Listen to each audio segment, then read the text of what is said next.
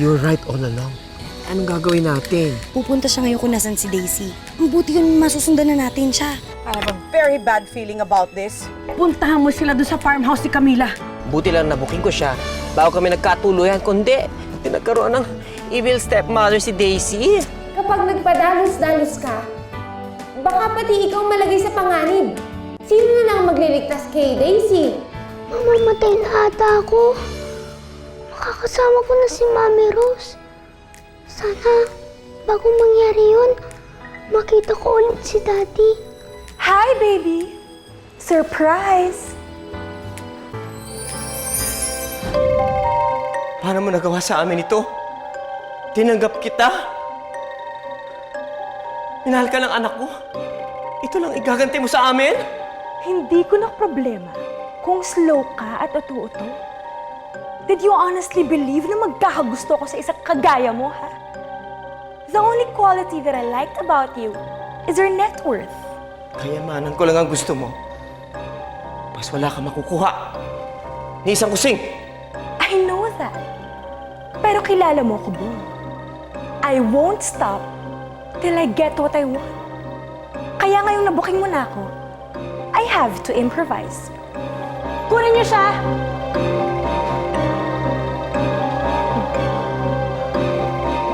Bilis! Manong, saan niyo ako dadalhin? Saan niyo ako dadalhin, Mama? If I tell you that I have to kill you.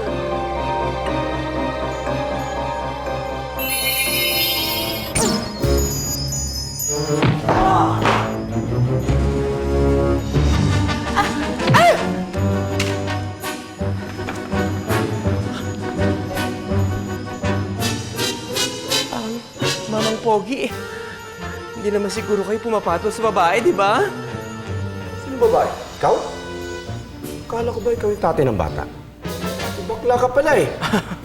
Ay, ayokong tinatawag akong bakla. Hindi ako bading.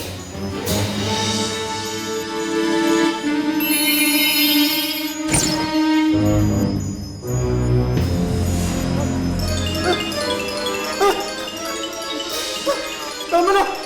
Ibaba mo ako dito! Hindi na kita tatawagin bakla! Ibaba mo na ako! Okay!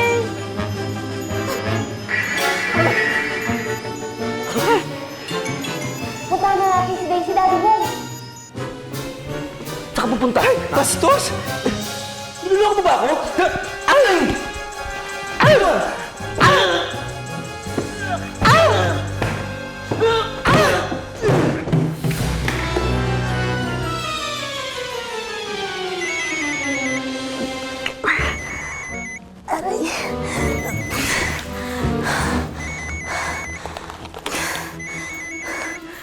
Hello? Ma'am Mercedes, tama po kayo. Nasundan ako ni Bong dito. He's attacking us right now. Alam ba niyang involved kami sa kidnapping ni Daisy? Ang alam niya, ako nagpakidnap sa anak niya. Sa tingin ko, wala naman siyang hinala na may kinalaman kayo dito. Okay, fine. Basta siguraduhin mo lang na walang malalaman si Bong tungkol sa mga plano namin. Okay, hindi ako magsasalita, pero ipangako niyo na dapat kayong bahala sa akin. Siguraduhin mo lang hindi kami mahuhuli ni Bong at ni Camila. Ha? Wala naman si Camila dito Mag-isa lang si Bong na pumunta. Ha? Naku, umalis ka na dyan ngayon din. Naku, malakas ang kutob ko. Naku, nagsumbong si Camila sa mga pulis at papunta siya dyan ngayon kasama ng mga otoridad. O sige po, ma'am. Alis na ako. Grabe naman, ibang klase talaga si Bong, no? Talaga napaka-heroine niya. Anong heroine? Heroic? Heroic nga, Mama! Diba, lalaking-lalaki siya? Ay, nako, ikaw talaga. Will you please just nyap up, ha? Alam mo, kaya ka laging palpak, kaya ka laging nagkakamali dahil nangengerengking ka pa rin hanggang ngayon kay Bong! Buti nga sa'yo. Diyos ko, huli na yata ako. Anak? Anak? Anak, dito na ang daddy? Anak? Anak? Anak, gumising ka! Anak, please. Anak, please, huwag mo ko iwan, please. Anak, please. Anak, please, huwag mo ko iwan. Diyos ko, Panginoon. Diyos ko, kailangan ko yung anak ko ngayon. Lord, please, please, please! Anak, please! Anak! Babasa po yung balikat ko ng ipot niyo. Anak, buhay ka! Anak, salamat sa Panginoon, buhay ka! Anak! Winnie, nagbalik ka? Hindi naman talaga ako umalis, Daisy eh. Basta mahabang kwento. Sa bahay na lang tayo magkwentuhan. Ang importante, ligtas ka. Pasensya ka na, ha? Sana mapatawad mo ako. Dun sa mga masasakit na salitang sinabi ko. Sana patawarin mo ako, anak. Sorry din po, Daddy. Dahil naging pasaway ako sa inyo. Hindi, anak. Hindi ka naging pasaway. Ako nagkulang sa'yo. Nangangako ako sa'yo. Magmula ngayon, hindi tayo magkakahiwalay, ha? Salamat, anak. Daddy Bong, delikado dito. Kailangan na natin umalis. Gamitin mo ang pixie dust mo, Winnie, para makalipat tayo pabalik sa Ras House. Hindi ko magagawa yon, Daisy. Kulang na ang aking pixie dust dahil ginamit na namin ni Daddy Bong sa mga kalaban. Sumunod na kayo sa akin. Baka gumising pang mga pangit eh. Halina kayo, dali. Let's go. Are you okay? Paano naman ako magiging okay? Alam ko nasa kamay ng mga masasamang tao si Daisy tsaka si Bong. Camila, huwag ka na mag-alala. Kilala ko yun si Bong. Maliit lang yun pero matapang yun tsaka maliksi. Sigurado ako alam niya yung ginagawa niya.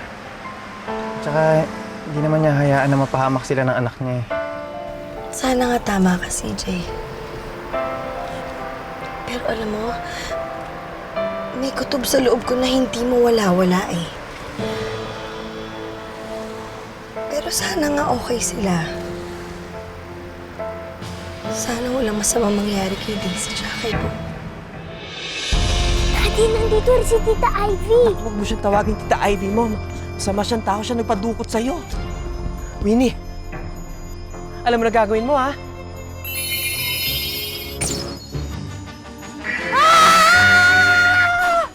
Ay! Belat! Halika na.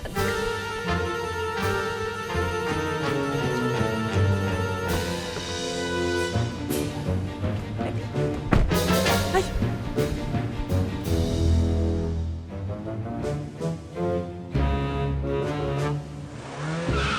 Bong! Mga walang iya kayo, kursi ko yan! Ma'am! Ma'am! Nasaan sila? Natakasan tayo eh! Buwisit!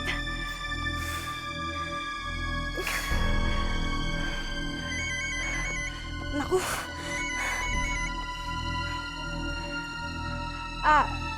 Hello, Ma'am Mercedes? Hello, Ivy. Ano na ang balita dyan? Anong ano ba? Ano na ang balita dyan sa bodega? Naitakas po kasi ni Bong si Daisy eh. Pero huwag ho kayo magpanik, hanapin ho namin sila. Tonta ka talaga. Naku, siguraduhin mo, ha? Bago ka umalis, na malinis yung bodega. Okay po, ma'am. Ganitong gagawin nyo, ha? Linisin nyo na mabuti yung bodega natin, ha? Dapat walang matitirang kahit ni isang karating na ebidensya. Bilis! Dali, baka muna tayo ng pulis. Linisin daw natin, linisin, linisin!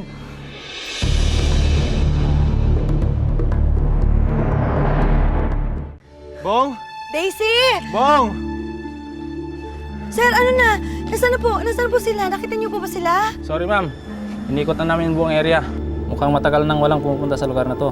Sigurado po ba kayo dito sa hideout na sinasabi niyong kidnapper? Sigurado ako dahil dyan ko nakitang pumarading sa sakyan ni Ivy, kaya nandyan ang pamangking ko.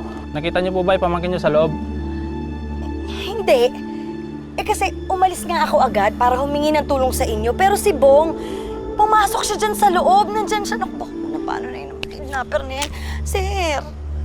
Ma'am, mas mabuti pa siguro umuwi muna kayo. Kung kinidnap po talaga ang pamangkin ninyo, sigurado ako natatawagan nila kayo. And, let's go. Sir, teka lang po. Bang false alarm na naman. Sir! Baka po masundan tayo ni Tita Ivy. Hindi naman siguro. Kasi medyo malayo-layo na rin tayo eh. Kaya siguro safe na tayo for now. Daddy, saan po tayo pupunta? Hindi ko nga rin alam eh. Malamang pinaghahanap tayo ni Ivy. Eh, baka nag-aabang na yun sa bahay natin. Eh, kung kina Tita Camila po. Ako, lalong malabo yun. Kasi kung hindi niya tayo madatna doon sa bahay, baka doon dumiretso sa bahay ni Camila yun.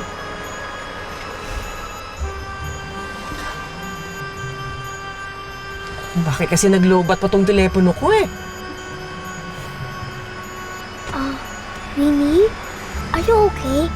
Kanina ka pa si quiet eh. May problema ba? Inaalala ko lang naman kasi yung pixie dust ko. Naparami kasi ako ng gamit kanina eh. Lapit na maubos yun. Ako, mukhang problema nga yan. At hindi lang yun, Daisy. Kapag ginamit ko yung pixie dust ko, pwedeng mahanap ako ng mga ibang pixie. Baka matunto nila ako.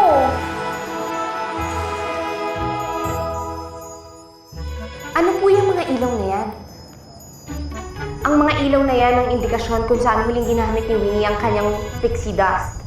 At ayon sa mga lotus, nasa Tagaytay lang siya. Talaga po?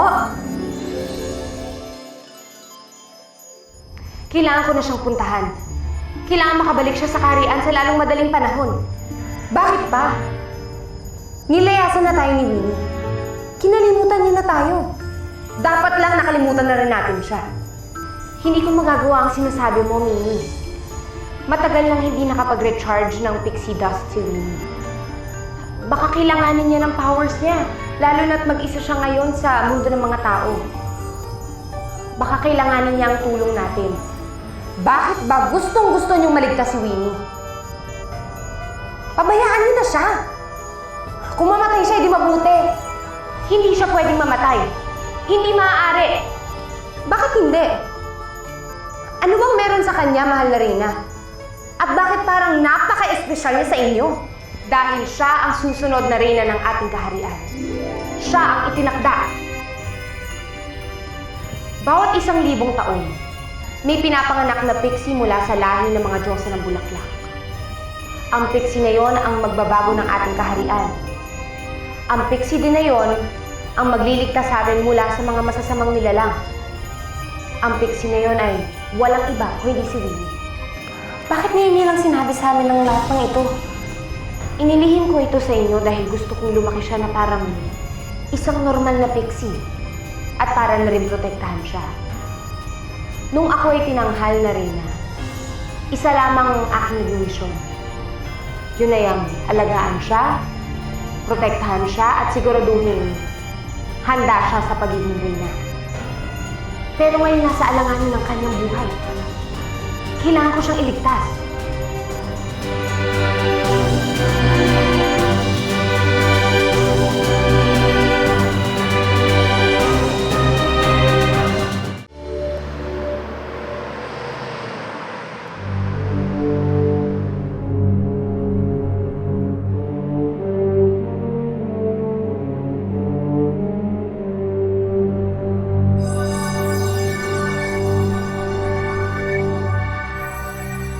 Tao po! Tao po!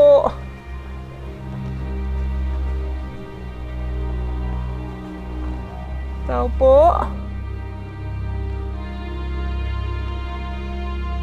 Tao po!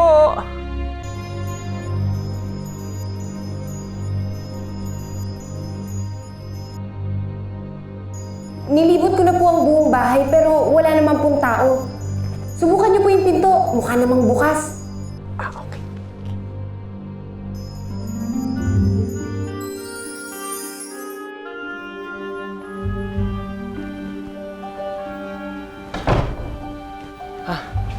Dito na muna tayo manatili.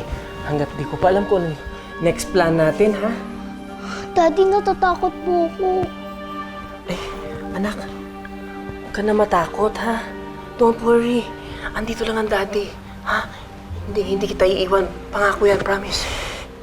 Daddy, sorry po ha. Kung hindi po ako naglayas, kung hindi po ako naging pasawi sa inyo, hindi po mangyayari ang lahat ng ito. Ako, anak. Ako nga ang dapat humingi ng paumanhin sa'yo eh. Kasi hindi ako nakinig sa inyo ni Winnie tungkol kay Ivy. Hindi ko alam na napakasama pala ng ugali ng babaeng yun. Akala ko, may gusto siya sa akin. Yung pala pera lang palang habol niya. Naku, makakarma yun, I swear. At sa'yo naman, Winnie. Naku, salamat talaga. Thank you for saving us. Kahit bawal naman at hindi maaari, ginamit mo pa rin ng pixie dust para tulungan kami. Salamat talaga. Winnie, paano ka na ngayon? Diba, sabi mo, wanted ka sa karean nyo? Baka matuntun ka ng ibang mga pixie. Tanggap ko naman ang parusang ibibigay nila sa akin. Nagkamali naman talaga ako eh. At handa akong gawin ang consequences ko. Basta ang importante, ligtas kayo. Yun ang importante. O ano, nahanap mo na ba yung dalawa? Hello, Ma'am Mercedes. Kung saan-saan na po kami nagpupunta, pero fail, hindi namin sila makita eh. Wala ho ba dyan? Tonta. Eh kung nandito si Bong, bakit kita tatawagan at hahanapin, ano? Di sana nakita ko na siya dito. Naku, basta, huwag mong titigilin ang paghahanap niya sa dalawang yan, ha? At huwag na huwag kang papalpak, Inchendes! Mama, total, inefficient naman yung si Ivy. What if tumulong kami sa paghahanap sa kanila? Oo, Mama. Willing ako to help. Kasi baka kung ano na nangyari kay Bong. Ay, naku, kayong dalawa, hindi ba talaga kayo nag-iisip? Hindi tayo pwedeng gumawa ng kahit anong kahinahinala at baka tayo pa mabuking, ano? Anong gagawin natin, Mama? Kayong dalawa, pumunta kayo sa bahay ni Camila. Alamin niyo kung ano yung nalalaman niya. Abay, malay natin, doon na nga nagtatago si Bong, ano? Daddy, nagugutom na po ako. Ako, anak. Nagugutom na rin ako eh. Pero hindi tayo pwede lumabas. Kasi baka hinahunting pa rin tayo ni Ivy eh. Hindi na po kasi ako kumakain eh. Isang araw na po. Ang sakit-sakit na po ng tiyan ko. Ganun ba? Hayaan mo, anak. Gagawa ko ng paraan, ha? Ay! Pasensya na kayo, ha? Kasi gutom na gutom tong anak ko, eh.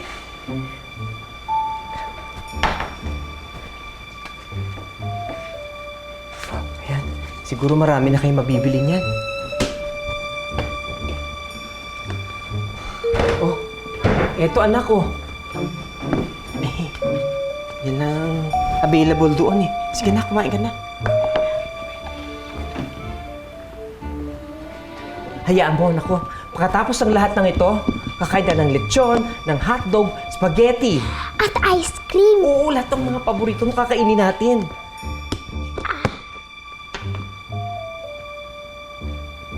Daddy, oh. Ha?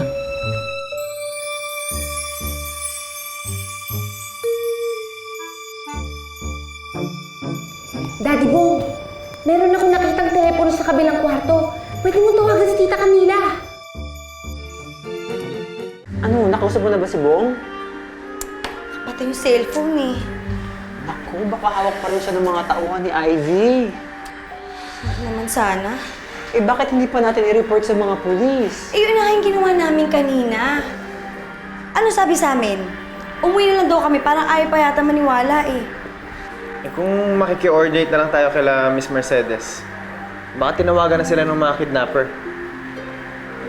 Hindi, alam mo, malakas talaga yung kutob ko dyan eh. Pakiramdam ko may kinalaman niyang mga yan sa mga kidnap na nangyayari ngayon. Kasi minsan ko na silang nakitang magkakausap nila Ivy. Kaya hindi imposible na magkakasabwat sila. Sino yan? Hello? Hello? Bong? Oh, ano to sabi? Bong! Ano kung mabuti naman, nandiyan na kayo. Ano, nasa kayo? Ha? Siguro, lakas ang... Pupuntahan namin kasi number 30, Archangel Street. O sige, huwag kayo aalis dyan na. Diyan lang kayo, pupunta na kami ngayon na. O sige, bye-bye, bye-bye.